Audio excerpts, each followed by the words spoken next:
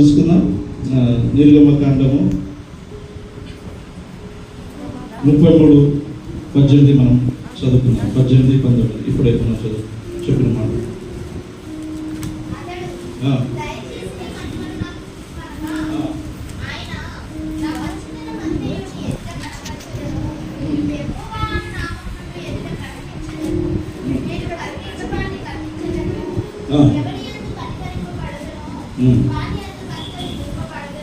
ఇక్కడ ఏమంటున్నాడంటే నీ మహిమను చూపెట్టమన్నప్పుడు దేవుడు చెప్తున్న మాట మోషతో ఆ మాట చెప్తున్నాడు.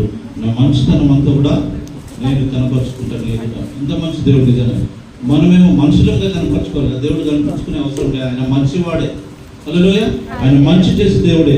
మరి అటువంటి దేవుడు ఏమంటున్నాడంటే నా మంచితనం అంతా నేను ఎదుట కనపరుచుకుంటానని చెప్తా ఉన్నాడు. మరి ఈ దినము నువ్వు ఏ పరిస్థితిలో ఉన్నప్పటికీ కూడా, ఏ స్థితిలో ఉన్నప్పటికీ కూడా దేవుడు చెప్తా ఉన్నాడు నా మంచితనం అంటే నా మంచి నీకు జరుగుతుంది అని చెప్తాను.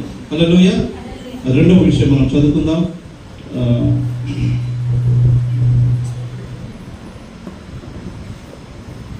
హలో